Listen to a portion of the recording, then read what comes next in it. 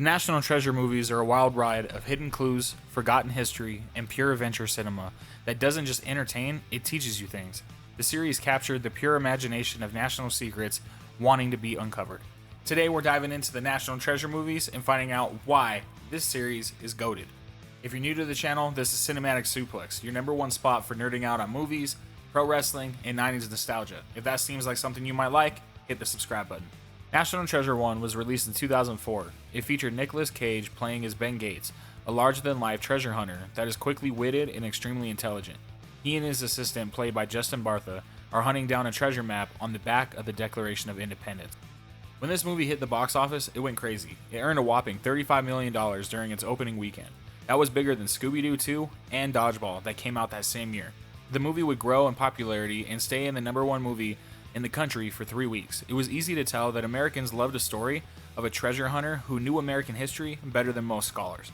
What made this movie so good wasn't just the rich history. The comedic side of the film just made it so much more fun. The relationship between Ben Gates and his dad was classic, and so was the misunderstood assistant Riley, who just begged to be as smart and as liked as Ben.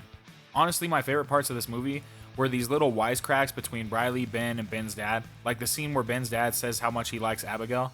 But one of my favorites of this film was the Lambo scene. The movie didn't come without criticisms as well. Some people found that there would be some minor historical inaccuracies. One of these would include the number of people that signed the Declaration of Independence was actually 56, but in the movie they said it was only 55.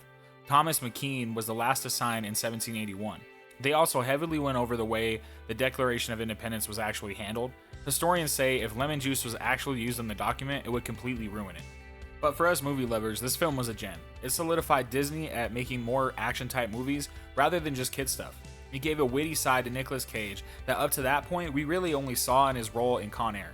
With the success of the first film, Disney gave the green light for the sequel in 2005. National Treasure 2 would release in 2007, again to box office success. It would smash through the first film, earning a whopping $44 million in its opening weekend. It would follow suit and be the number one movie in the country for 2 weeks, up until it was beaten by The Bucket List.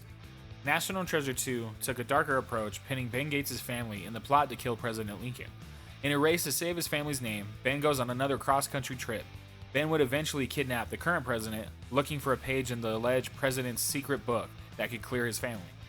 National Treasure 2 took everything that made the first one better and outdid it in every way. The bigger budget provided better special effects and a higher production value overall. Instead of an American setting, it was also in other countries including Paris and London. Plus, the puzzles and clues were way more complex than the first movie. Personally, I love the second movie over the first film because of Ben trying to prove that his family wasn't responsible for one of the biggest assassinations ever. I thought that chip on his shoulder added an extra level of severity and urge to get to the next clue. It had me pulling for him throughout the entire film. Plus, the idea of the president's secret black book was the thing that kind of got me started into conspiracy theories, so I hold a special place for this film.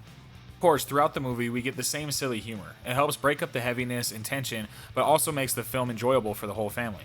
The same wittiness from Ben Gates had me trying to guess the answers to his next American history questions. So what makes National Treasure a classic? It's not just the history lessons, it's not just the wild clues or clever heists. It's the sense of adventure, like the world still has secrets that are waiting to be discovered.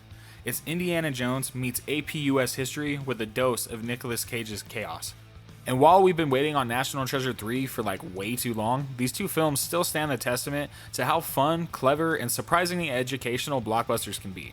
So if you haven't revisited them lately, go steal the Declaration of Independence again. You might learn something and have a damn good time doing it.